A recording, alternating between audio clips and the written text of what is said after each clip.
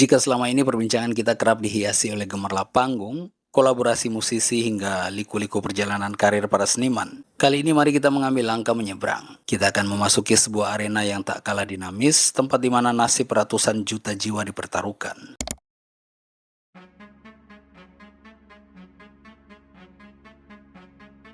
Di tengah riuhnya wacana kebangsaan, ada satu pertanyaan menggelitik yang mungkin jarang diucapkan secara lantang, namun sering menjadi bayang-bayang dalam diskursus demokrasi kita.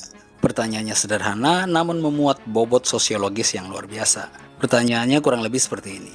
Apa jadinya jika Indonesia, negara dengan populasi muslim terbesar di dunia, dipimpin oleh seorang presiden beragama Nasrani? Sekali lagi, apa jadinya jika Indonesia, negara dengan populasi muslim terbesar di dunia, dipimpin oleh seorang presiden beragama Nasrani?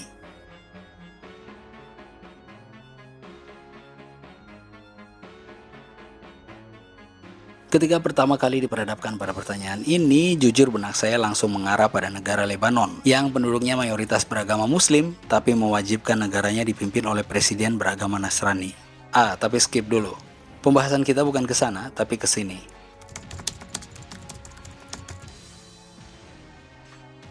Untuk menjawab pertanyaan ini, kita tidak bisa hanya bersandar pada asumsi semata. Kita harus membedahnya melalui lensa konstitusi, sosiologi politik, serta tarik ulur realitas sosial masyarakat kita yang majemuk.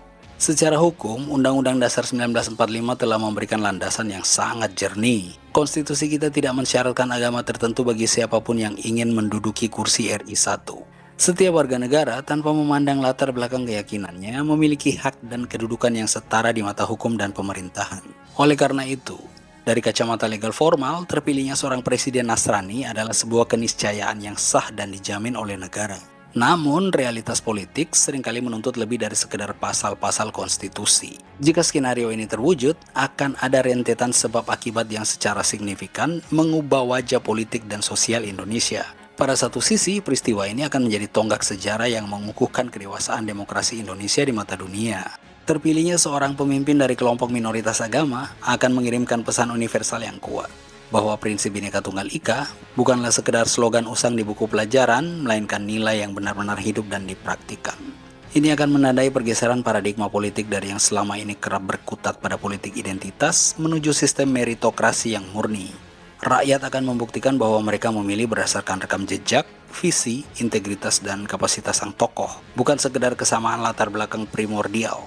Di kancah internasional, Indonesia akan dipuji sebagai mercusuar toleransi, membuktikan bahwa Islam dan demokrasi dapat berjalan beriringan dengan hak-hak minoritas. Meski demikian, kita juga harus berpijak pada realitas bahwa transisi ini tidak akan berjalan tanpa riak. Sebagai akibat logis dari sosiologi masyarakat yang masih kental dengan sentimen keagamaan, resistensi dari kelompok-kelompok konservatif niscaya akan bermunculan. Tantangan terbesar bagi sang presiden terpilih bukanlah pada perumusan kebijakan ekonomi atau infrastruktur, melainkan pada bagaimana ia mengelola polarisasi yang mungkin meruncing di akar rumput.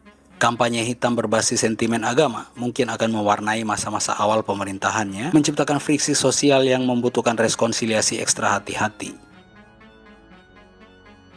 Dinamika ini akan memaksa sang presiden untuk bekerja 2 kali lipat lebih keras guna membuktikan loyalitas dan keberpihakannya pada seluruh rakyat Indonesia, terutama umat mayoritas.